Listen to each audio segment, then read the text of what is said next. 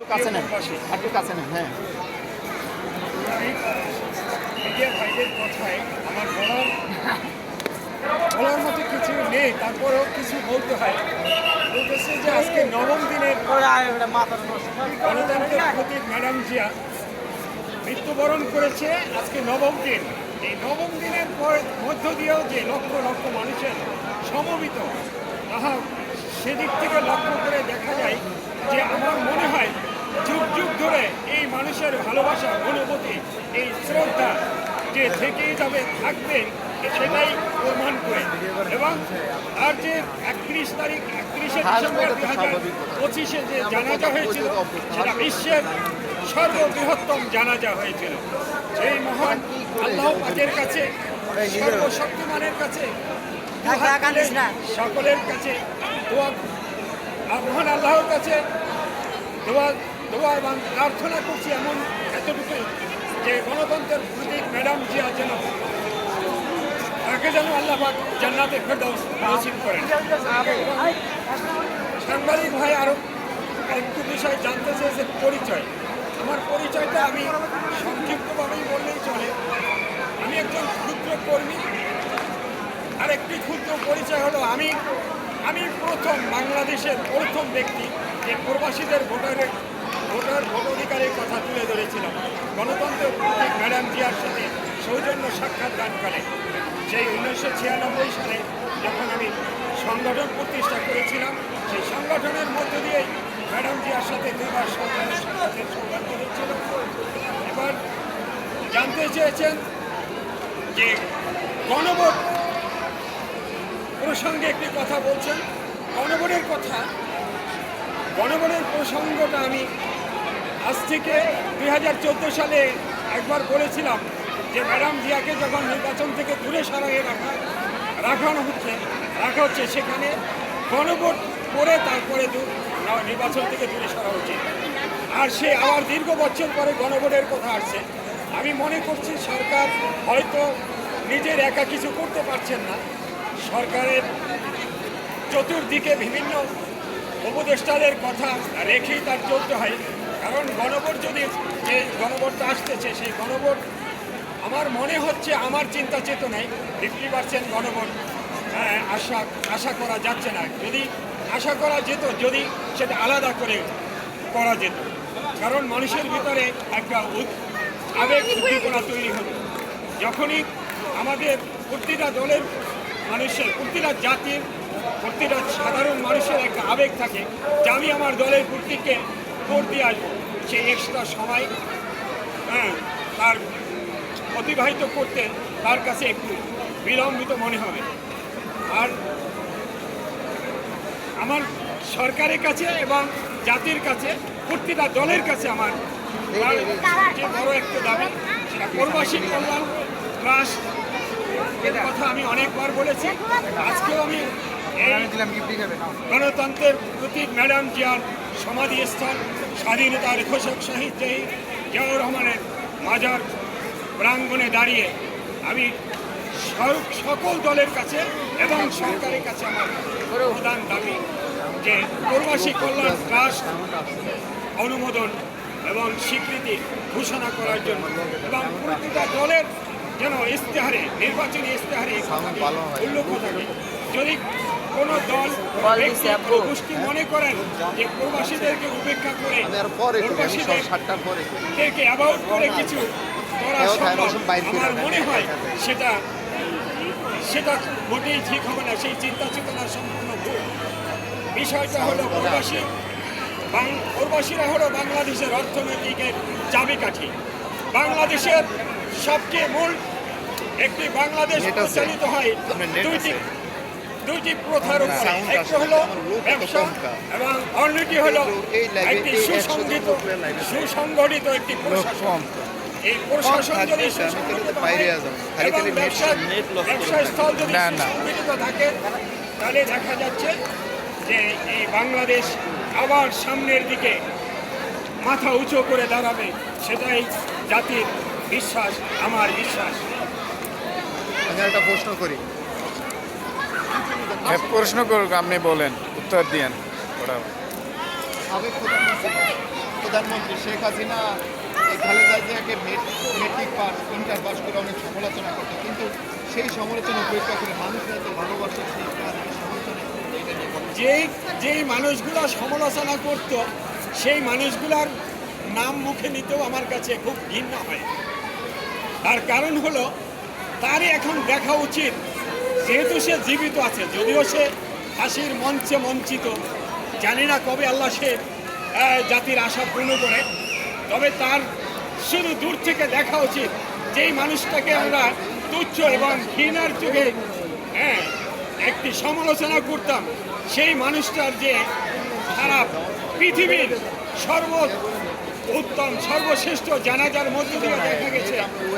দেখতেছেন যে তার প্রতি মানুষের কত ভালোবাসা, কত শ্রদ্ধা, কত অনুভূতি, এবং আমার মনে হয় শত বছর ধরে এই ভালোবাসা, শ্রদ্ধা, অনুভূতি থেকেই যাবে। যুগ যুগ ধরে যুগ যুগ ধরে এই মানুষের সমাগম এই শহীদ প্রেসিডেন্ট জিয়াউর রহমানের মাজারস্থল, গণতন্ত্রের প্রতীক ম্যাডাম জিয়ার এই সমাধিস্থলে যুগ যুগ ধরে মানুষ এমন করেই গণসমবেত হবে, সেটাই আমার বিশ্বাস এবং আশা রাখি পরবর্তীতে সামনে জাতীয় সংসদ নির্বাচনে আবার এই জাতীয়তাবাদী দল নির্বাচিত হয়ে এই মানুষের আকাঙ্ক্ষা পূরণে সক্ষম হবে, সেটাই জাতির এবং আমার বিশ্বাস। বর্তমান যে বিএনপি আছে সেটা কি বর্তমান যে বিএনপি কেন থাকে আসে না? বিএনপি কি এই দেশের নেত্রী বেগম খালেদা জিয়া শহীদ রাষ্ট্রপতি জিয়াউর রহমানের দেখানো পথে চলছে কিনা? আশা রাখি এবং বিশ্বাস জাতি অনুভব করতে পারছেন যে তার জাতীয়তাবাদীর যে দেখানো যে পথ, শহীদ প্রেসিডেন্ট জিয়াউর রহমানের আদর্শ এবং গণতন্ত্রের প্রতীক ম্যাডাম জিয়ার যে আদর্শ নিয়ে আমাদের দলের প্রধান মহামান্য জনাব তারেক রহমান সাহেব যে একটি কথাই বলেছেন 17 বছর পরে দেশে ফিরে, যে I have to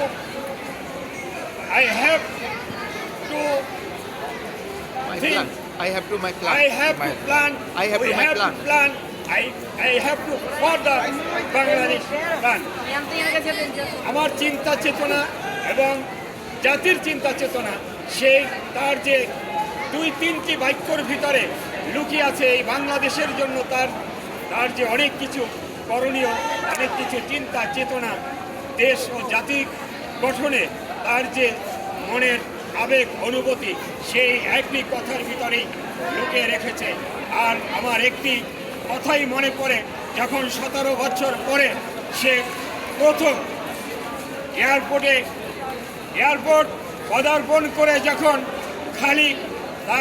খালি পায়ে যখন মাটিকে স্পর্শ করেছে, তখন থেকেই সেখান থেকে উপলব্ধি করা গেছে, আর জাতি উপলব্ধি করছে যে এই মাটি স্পর্শই তার সবচেয়ে এই জাতির জন্য, এই মাটির জন্য, এই দেশের জন্য তার অনেক কিছু করণীয়, সেই আবেগ নিয়ে এই দেশে অবতরণ করেছেন।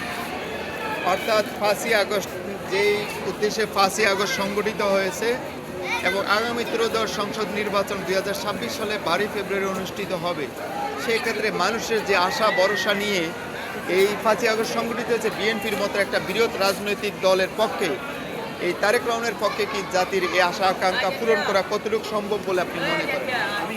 আমার বিশ্বাস এবং জাতির বিশ্বাস, 5ই আগস্ট যে সম্মিলিতভাবে গোটা জাতি যে সংগঠিত হয়ে জালিমের যে পতন ঘটিয়েছে, শুধু এক দলের চিন্তা চেতনা নয়, গোটা জাতির যে চিন্তা চেতনা, সেটা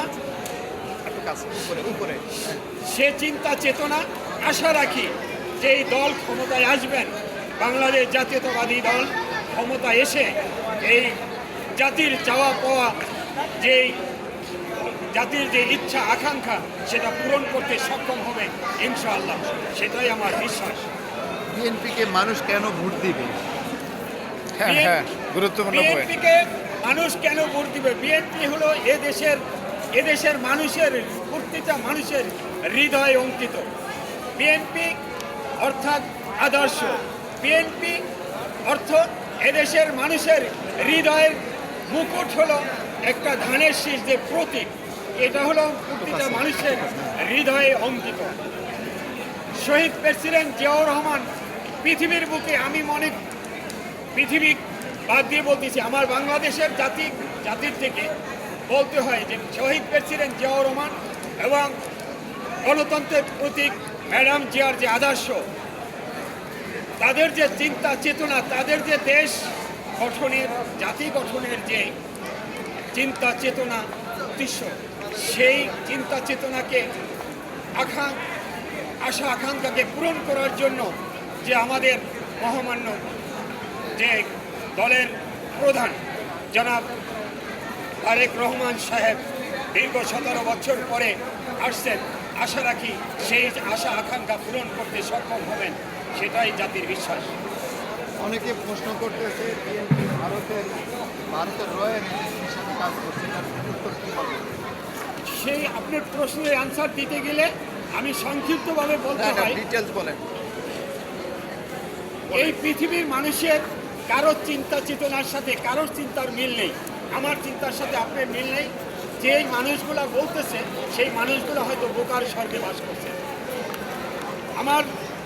আমার একটাই চিন্তা চেতনা এবং দলের চিন্তা চেতনা, জাতির চিন্তা চেতনা।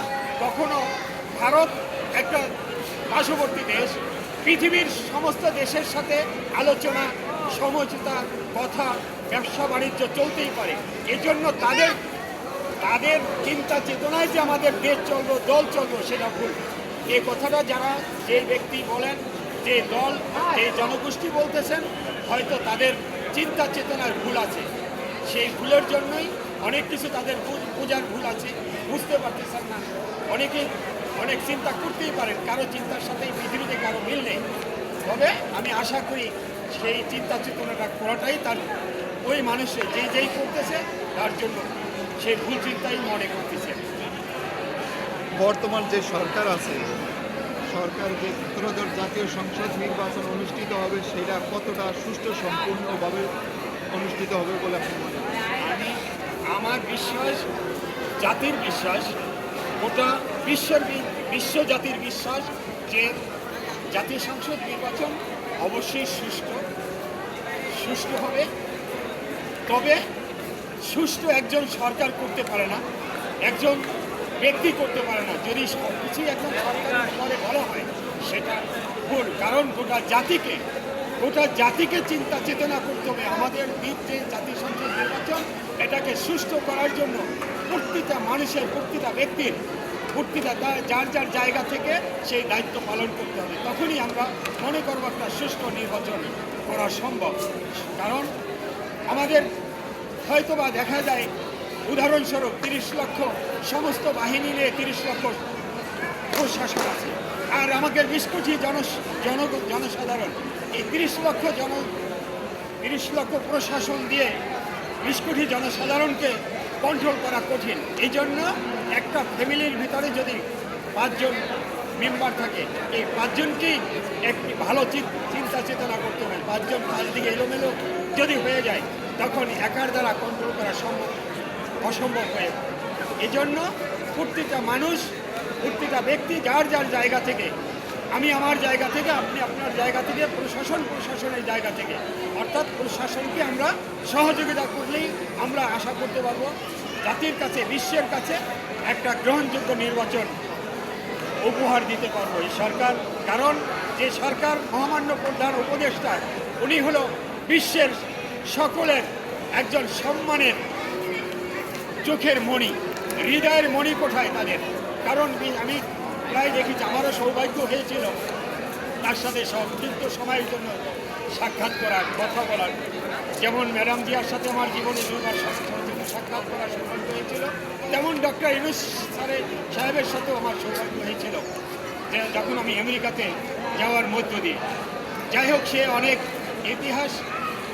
আমি আশা করি এবং জাতির বিশ্বাস, জাতির কাছে, দলের কাছে, সকল মানুষ, জনগোষ্ঠীর কাছে আমার আশা আকাঙ্ক্ষা যে যার জায়গা থেকে এই সামনে যে নির্বাচন, এই নির্বাচনকে একটা সুষ্ঠু, সুন্দর তৈরি করার জন্য, পরিচালনা করার জন্য এগুলো প্রতিটা জাতিকে, প্রতিটা দলকে, প্রতিটা ব্যক্তিকে সেই যার যার জায়গা থেকে সেই সিদ্ধান্ত নিতে হবে। এই একটা প্রশ্ন, দেশনেত্রী বেগম খালেদা জিয়া যখন মৃত্যুবরণ করছে, অর্থাৎ আওয়ামী লীগের যে সভানেত্রী ছিল তিনি শোক প্রকাশ করছে, এটা কে কোন চোখে দেখছেন? হ্যাঁ, আপনি আপনি তার কথা বলতে গেলে সে একজন নাট্যমঞ্চের নায়িকার মতো। তখন আমি আমেরিকাতে যখন এই জুলাই আন্দোলন শুরু হচ্ছিল, তখন একটা নাটক দেখে আমি হাসছিলাম। তখন একই সমানে 7 জন লোকের জানাজা হয়েছিল, গায়ে বাড়া জানাজা। তখন সে ওই মানুষের জন্য না কেঁদে তিনি কান্না করছিলেন যে আমাদের ভবন পুড়ে গেছে, আমাদের বিল্ডিং পুড়ে গেছে। তার কারণ ছিল তার যে একটা নাটকের অভিনয়, বলছে আমি মা হারানো, বাবা হারানো, ভাই হারানো। সে একটা নাটকের একটা অভিনেত্রী বললেই চলে। তার কারণ হচ্ছে সে যে এই দীর্ঘ 16 বছর যে অভিনয় মধ্য দিয়ে যে হাজারো লক্ষ লক্ষ মানুষের জীবন কেড়ে নিছে, এখন সে যে তার যে মনের ব্যক্ততা পূরণ করছে তার গণতন্ত্রের প্রতি ম্যাডাম জিয়ার মৃত্যুবার্ষিকী উপলক্ষে, সেটা আমি মনে করি একটা নাটকের মতোই মনে হয়, নাটকের অভিনয়। যে এখন করলাম মনের এক রূপ আর উপরের অন্য এক রূপ। একটা প্রশ্ন করবো আমি, জুলাই বর্তমানে যে রাজনৈতিক দলগুলো রয়েছে, বাংলাদেশের বর্তমান যে রাজনৈতিক দলগুলো রয়েছে সবাই মিলে অর্থাৎ 5ই আগস্ট সংগঠিত হয়েছে। 5ই আগস্টের পরে দেখা গেছে এই সব রাজনৈতিক দলগুলোর মধ্যে অনেকটা দূরত্ব সৃষ্টি হচ্ছে। এই দূরত্ব সৃষ্টির মূল কারণটা কি বলবেন? সেই দূরত্বটা তো যার যার জায়গা থেকে একটু দূরত্ব, কেউ কাউকে বলে না যে দূরত্ব করেন, হয়তো এটা আপনার আমার ভুল থাকতেই পারে। আমি মনে করি এই দূরত্বটার কারণেই এই যে বিভিন্ন খুন, হত্যা, বিভিন্ন জায়গা থেকে এক একটা অস্বস্তিকার এক একটা নিউজ আসে। এই দূরত্বর কারণে যখন 5ই আগস্টের আগে যে একটা সংঘবদ্ধ ছিল সবাই মিলে, এই সংঘবদ্ধতা যদি সবাই এখনও অদ্যবধি থাকতো, তাহলে বাংলাদেশে এই হাদির মতো লোক হত্যা হতো না। হ্যাঁ, এভাবে অনেকের জীবন এখান থেকে হারিয়ে গেছে। আমি মনে করি সবাই যদি সংগঠিতভাবে থাকে, তাহলে ভবিষ্যতে ধারাবাহিকভাবে এদেশে শান্তি ফিরে আসবে, একের পর পরস্পর সকলের প্রতি ভালোবাসা থাকবে। আর এই দূরত্বটা যেমনি না থাকে, সেজন্য মৃত্যুকে স্মরণ করে প্রতিটা মানুষ যেন চিন্তা করে আমি 5 মিনিট পরেই মৃত্যু হতে পারি। এই কথাটা যদি চিন্তা করতে পারেন, তাহলে আশা রাখি তার ভিতরে ওই দাম্ভিকতা তৈরি হবে না। কারণ এই অনৈক্য যেন না থাকে। যখনই অনৈক্য থাকবে, তখনই দেখা যায় যে এই যে জালিম যাদেরকে বিতাড়িত করেছে 16 বছর এর অপশাসন, এই জালিম আবার দেখা যায় এই দেশের এমন এক অবস্থা দাঁড়াবে। আমি আমার চিন্তা চেতনা থেকে বলতেছি, যখন ডক্টর ইউনূস সাহেব এই দেশের ক্ষমতা হস্তান্তর করবেন, তখন আর এই জালিম শাসিত দেশ নেত্রী এবং তার সদস্যগণ যেখানে এখনও রাজার রাজপ্রাসাদে আছেন, ওখানে যদি বসে থাকেন, এই বাংলাদেশে 5ই আগস্টের চেয়েও আরও ভয়াবহ কিছু সংগঠিত হতে পারে। এই জন্য সবাইকে এখন থেকেই তৈরি হওয়া উচিত যে আমাদের ভিতরে যেন অনৈক্য কখনো তৈরি না হয়। আমরা যদি অনৈক্যর মধ্যে দিয়ে বাঁচতে চাই, চলতে চাই, তাহলে তৃতীয় এক পক্ষ এসে আমাদের ভিতরে অপকর্ম করতে একটু দ্বিধা করবে না। তার কারণ হলো, আমি আমার চিন্তা চেতনায় বলতেছি, যদি ডক্টর ইউনূস এই 5ই আগস্টের পরে ক্ষমতার ভার দায়িত্ব না নিতেন, তাহলে এই দেশ, এই অঞ্চল, এই বাংলাদেশ, এতদিনে বাংলাদেশ বলা যেত না। এটা ইন্ডিয়ার একটা প্রদেশ হিসাবে নাম ব্যবহার করে নিত। সেটাই প্রমাণ যে সিলেটে বন্যার ফারাক্কার যে গেট খুলে দিয়েছিল, সেখান থেকেই প্রমাণ মিলে যায় যে এই দেশের প্রতি ওই মানুষটির, ওই ব্যক্তিগুলোর কতটুকু মায়া মমতা এই দেশের জন্য, সেখান থেকেই। এবং যদি সে সাধারণত নিজেকে নিজে একটু অনুতপ্ত করত, তাহলে জাতির কাছে সে ক্ষমা চেয়ে নিত যে মানুষেরই ভুল হয়, আমি জাতির কাছে ক্ষমা চেয়ে নিলাম, আমাকে ক্ষমা করেন। আর একটি কথা আমাকে বলতে হয় আপনার কথায়, এই জালিমকে একসময় আমি আমি আমার 3 বার আমার ভাইকে আমি 3 বার উমরা হজ করেছি আপনাদের দোয়া। আমার জীবনে আমি অনেকবার, বলতে গেলে অনেক ইতিহাস আমার জীবনে। আমি 2374 বার ফ্লাইট জার্নি করেছি আমার জীবনে। 54 বার ফ্লাইট মিসিং হয়েছে। 3 বার প্রথম উমরা হজের মধ্য দিয়ে এই জালিম মহিন নেত্রীকে বলেছিলাম যে আর কিছু না হলেও অন্তত গণতন্ত্রের প্রতীক ম্যাডাম জিয়াকে একটি সুচিকিৎসার জন্য বিদেশে পাঠানো হোক। যদি সেই কথাটু অন্তত আমার কথা হোক, অন্য জাতির কথা হোক, নেতাদের কথা হোক, আমি ক্ষুদ্র মানুষের কথা বলতেছি না, সেই কথাটা যদি উনি একটু চিন্তা করতেন যে গণতন্ত্রের প্রতীক ম্যাডাম জিয়াকে সুচিকিৎসার জন্য, এই এত হাজার হাজার মায়ের কোল খালি হতো না, এত মানুষের জীবন এই বাংলাদেশ থেকে বিলীন হয়ে যেত না, আজকে দেশের অবস্থা এমন হতো না। তাহলে কি হতো? এই দেশে আবার 5 বছর পর এদেশে উনি ক্ষমতা রাজনীতি করতে পারতেন, ক্ষমতা আসতে পারতেন, আজকে ফাঁসির মঞ্চ অপেক্ষা করতো না। 500 মানুষ আমি খাই না। আমি আর একটা প্রশ্ন করব, প্রশ্ন শুনেন। বর্তমান যে পরিস্থিতি আমরা জানি, সম্ভবত গত পরশু মুসাফিরকে হত্যা করা হয়েছিল, গুলি করছে। বর্তমানে যে সংঘাত, সামনে নির্বাচনে যে অর্থাৎ 12 ফেব্রুয়ারি যে নির্বাচন, সেটা কতটা সুষ্ঠু সম্পন্ন হবে, এই অন্যান্য যে রাজনৈতিক দলগুলো বলছে যেখানে একটা শহরকে সেরা নিরাপত্তা দিতে পারছে না, তারা কিভাবে 300 আসন নির্বাচন সুষ্ঠু সম্পূর্ণ করবে? আমি জনাব, এই কথাটার অ্যান্সার আমি আগেই দিয়েছিলাম যে সুষ্ঠু সুন্দর নির্বাচন করতে হলে সবাইকে সহযোগিতা করতে হবে। সকলের যার যার জায়গা থেকে, একজন সাধারণ মানুষ তার জায়গা থেকে, প্রশাসনের জায়গা থেকে, আপনি আপনার জায়গা থেকে, আমার জায়গা থেকে সরকারকে সহযোগিতা করলে একটা সুন্দর নির্বাচন করা সম্ভব। আর মুসাফিরকে যে হত্যা করেছে এই বিষয়টা তো আপনার আমার কেউ জানা নেই, শুধু কানে শুনেছি, আমরা কেউ দেখি নাই কে কাহারা কিভাবে করছে, কি কারণে করেছে। আমরা আশা করব জাতির কাছে, এটা দুঃখজনক, কেউ কাউকে হত্যা করব, কেউ কারো উপরে আঘাত করব, সেটা যেন কখনো না হয়। সেই ধরনের একটা পরিবেশ বাংলাদেশ যেন তৈরি হয়। কোনো এক সময় আমি ম্যাডাম জিয়াকে এক প্রসঙ্গে বলছিলাম যে আমরা এমন গণতন্ত্র চাই, সেটা গণতন্ত্র যেন সিঙ্গাপুরের গণতন্ত্র রূপান্তরিত হয়, এবং নির্বাচনের প্রসঙ্গটা যেন আমেরিকার যে সংসদীয় যে কালচার, সেইভাবে যেন নির্বাচনের অবস্থা। আমি এমন কিছু প্রশ্ন আজকে আপনাদের মাধ্যমে, জাতির মাধ্যমে, মিডিয়া ভাইদের মাধ্যমে আমি সর্বোচ্চ আমার বড় দাবি যে প্রবাসী ভাইদের জন্য প্রবাসী কল্যাণ সংগঠন অবশ্যই যেন দেশ শেষ করে লাগে, দেশ শেষ করে আমরা কত বছর জবাব দিতে হবে। কল্যাণ সংগঠনের ঘোষণা আছে। আমি প্রবাসী নিয়ে পরে কথা বলতেছি আপনাকে। আমরা অনেকে এখনো সংশয় রয়েছে 2026 সালে ফেব্রুয়ারি নির্বাচন হবে কিনা, এটা নিয়ে এখনো মানুষের ভিতরে সংশয় কাজ করছে, সেটা নিয়ে বলবেন? এই সংশয়টা এটা সাধারণ স্বাভাবিক মানুষ করতেই পারে। তার কারণ হলো বাংলাদেশের প্রায় জায়গায় কিছু না কিছু দুর্বৃত্তের কারণে, অশান্তির কারণে কিছু মানুষের, সকল মানুষগুলো তো একই কালচারের না, তাদের দাম্ভিকতার কারণে, সাংগঠনিকের কারণে, অথবা পদ পদবীর কারণে, এরকম কিছু অগঠনের কারণে কিছু মন্তব্য করতে পারে।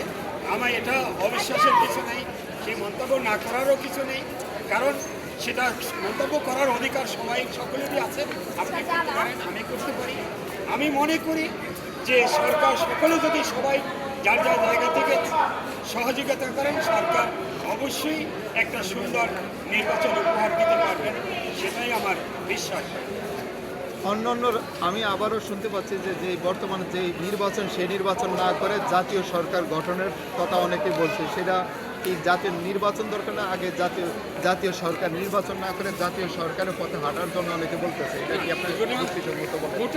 গোটা জাতি যেমন অপেক্ষা করতেছে দীর্ঘ 17 বছর, 16 বছরই নির্বাচন হয়নি, 3টা নির্বাচনই সেই অবৈধ নির্বাচনের মধ্যে দিয়ে বাংলাদেশ, এখন গোটা জাতি অপেক্ষা করতেছিলেন একটি ভালো সুষ্ঠু নির্বাচনের মধ্য দিয়ে একটি জাতীয় সরকার আসবে, একটি জাতীয় সরকারের মধ্য দিয়ে পুরো বিশ্ব আন্তর্জাতিকভাবে একটা ব্যবসায়িক, কারণ একটা বাংলাদেশ চলে ব্যবসার উপরে, প্রতিটা দেশ একটা দোকান চলে আর একটা দোকানের উপরে ব্যবসার মধ্য দিয়ে। এই ব্যবসা বাণিজ্য সব কিছু যেন স্থবির হয়ে গেছে। এমন করে যদি সবার আশা আকাঙ্ক্ষাই ধরে রাখতে চায়, কারণ আপনার যে একটা কথাই বলছি যে আপনার চিন্তা আমার চিন্তা কিন্তু এক নয়, এরকম হয়তো আশা আকাঙ্ক্ষা অনেকের ভিতরে আসতে পারে। সেই আশা আকাঙ্ক্ষা করা আমি মনে করি ঠিক না, কারণ এখন জাতীয় সংসদ নির্বাচনের মধ্য দিয়ে একটা সুষ্ঠু গণতান্ত্রিক যে নির্বাচনের মধ্য দিয়ে যে সরকার গঠিত হবে, ওই সরকারের মধ্য দিয়ে আন্তর্জাতিকভাবে এক ব্যবসায়িক সাহায্য সহযোগিতা অনুদান সব কিছুই সম্ভব এবং সুসংগঠিত একটা প্রশাসন তৈরি হবে, সেটাই জাতীয় বিশ্বাস। আমি একটা প্রশ্ন করি, আমরা দেখছি দীর্ঘ 17 বছর ধরে আওয়ামী লীগ বাংলাদেশের শাসন ক্ষমতা অধিষ্ঠিত ছিল। সে সময় যতটা পদে ছিল, যখন যারা তরুণেরা রয়েছে তারা চাকরি পরীক্ষা দিত, যখন মেধার মূল্যায়ন করা হতো না, সর্বক্ষেত্রে দুর্নীতির কারণে মানুষ ঠিক মতন ভোট দিতে পারে না। এই সকল কিছু নিয়ে মানুষের ভিতরে যখন ক্ষোভ বিরাজ করছিল, একটা মানুষের বিরুদ্ধে তখনই ক্ষোভ বিরাজ করে যখন সে তার নৈতিক মৌলিক চাহিদাগুলো যখন তার কাছ থেকে চলে যায়, তখন মানুষ একটা ক্ষোভের বহিঃপ্রকাশ ঘটে। এই ক্ষোভের বহিঃপ্রকাশের কারণেই 5ই আগস্ট সংগঠিত হয়। এই সংগঠিত হওয়ার পরে 5ই আগস্টে কিন্তু আমরা অনেকেই বলছে যে বাংলাদেশে কোনো নির্বাচন, অর্থাৎ নির্বাচিত সরকার নির্বাচনের জন্যই আমরা 5ই আগস্ট সংগঠিত হয়নি।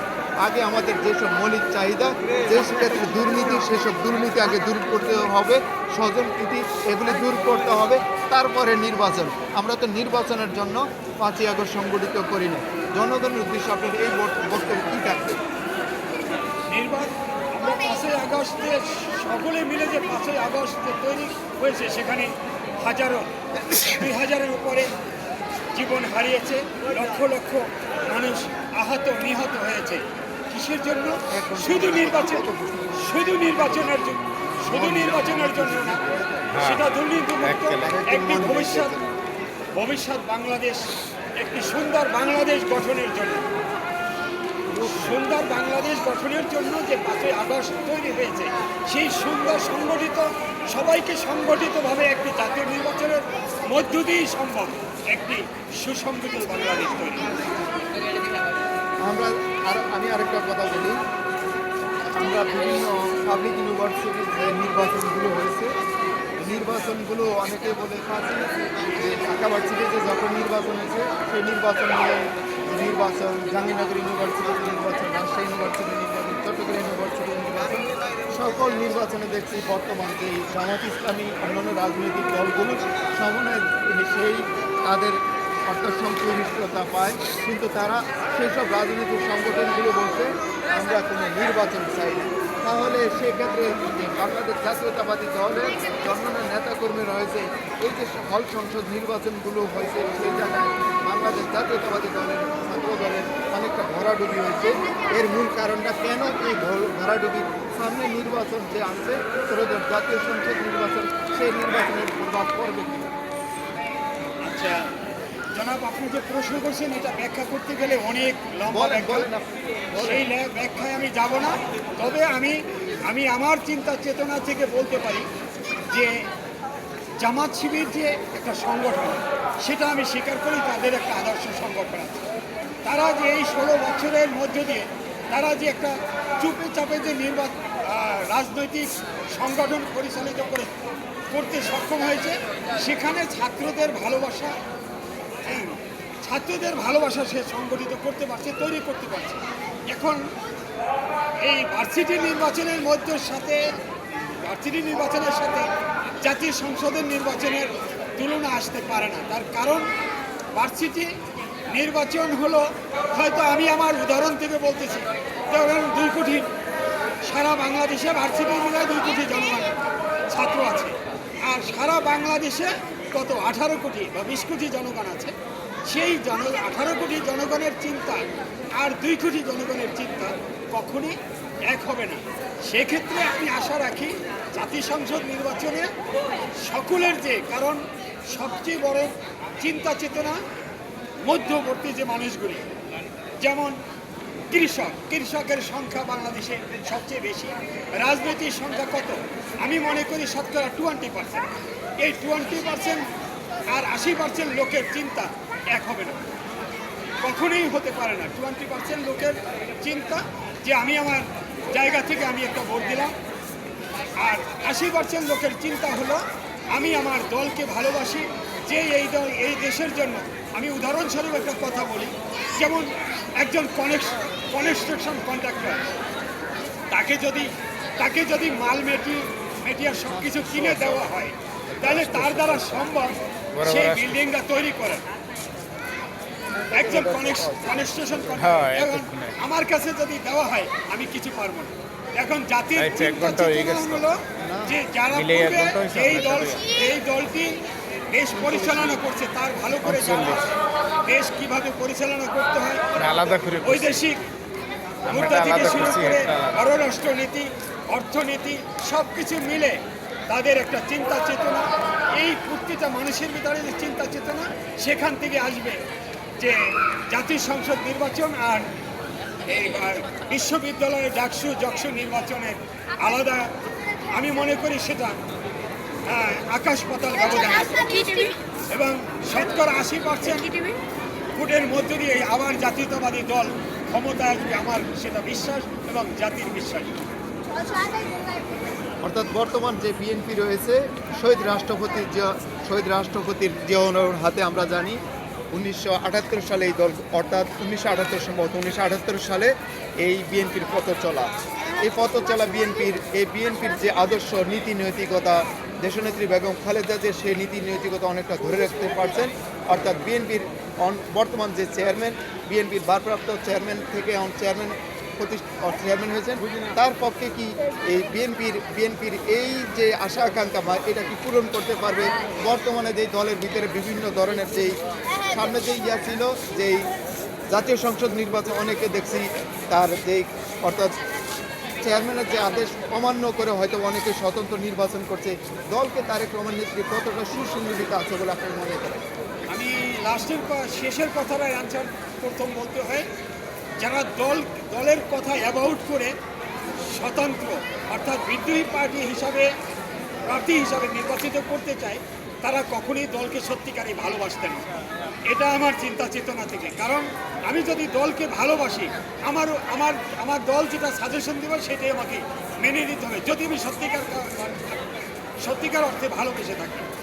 আর যদি আমার লোভ লালসা থাকে যে আমি সর্বাধিক মিলে আমি রাজনীতি করব, যে সকলের সাথে আমি এই বিএনপি করব, বিএনপি থেকে আওয়ামী লীগের সাথে থাকবো, জাতীয় পার্টির সাথে থাকবো, এমন চিন্তা যার ভিতর আছে, তার দ্বারাই সম্ভব একজন বিদ্রোহী পার্টি হিসাবে নির্বাচন করার।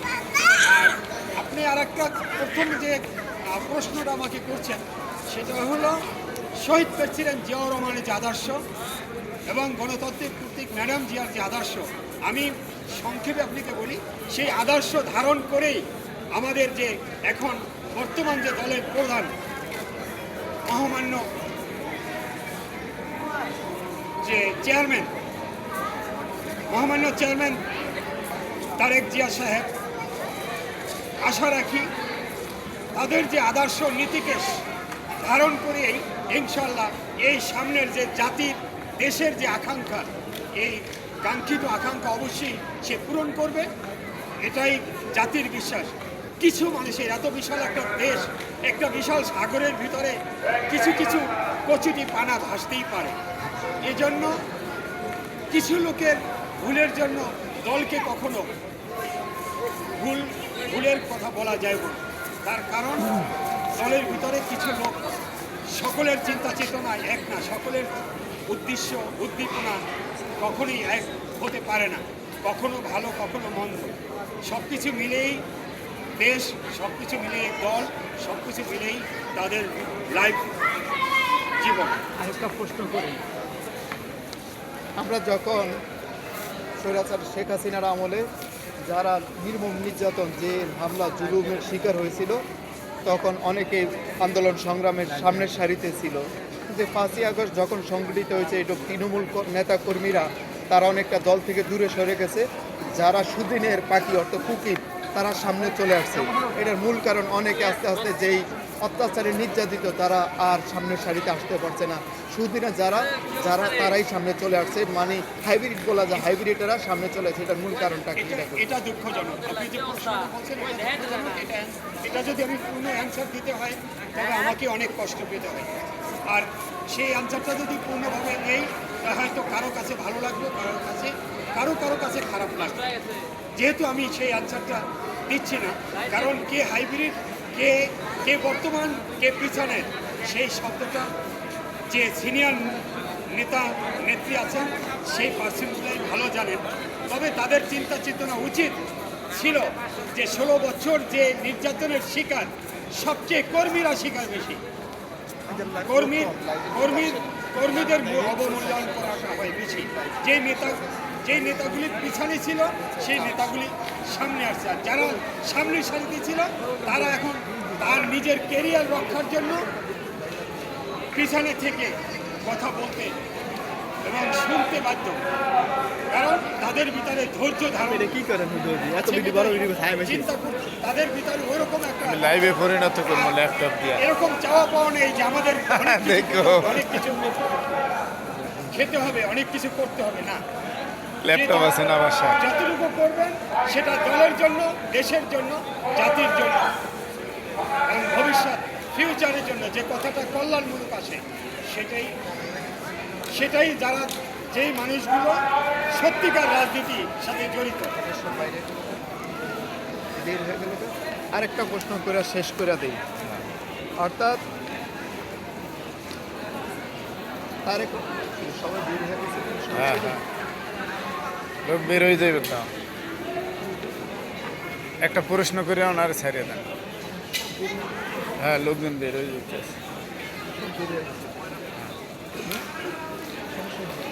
দেশ নায়ক তারেক রহমান বলছিল মিছিলের যেই লোকটা সামনে ছিল পিছনে ছিল তাকেও মর্যাদা দেওয়া হবে, কিন্তু সেই মর্যাদা পাচ্ছে না। এই মর্যাদা প্রতিষ্ঠিত করার জন্য দলের পক্ষ থেকে আপনার কি অনুরোধ থাকবে? আবার একটু তারেক রহমান বলছিল যে পিছনে থাকবে, যখন আন্দোলন সংগ্রাম যে পিছনের সারিতেও ছিল সেও দলের একজন যে সদস্য হিসাবে, মানে দলের যে সে দল তাকে সেভাবে মূল্যায়ন করবে, কিন্তু সেই মূল্যায়িত তো হচ্ছে না। এটার জন্য দলের আশা রাখি সেই মূল্যায়নটা সময়ের অপেক্ষায় আছে, কারণ দীর্ঘ 17 বছর পরে জনাব তারেক রহমান সাহেব দেশে আসছেন। এখন হঠাৎ করে যদি মূল্যায়নের কথা বলতে হয় তাহলে দেখা যায় দলের ভিতরে একটা, আমি মনে করি সেই মনোমালিন্য তৈরি হতে পারে। এখন তার উচিত, সে অনেক কিছু অপেক্ষামান,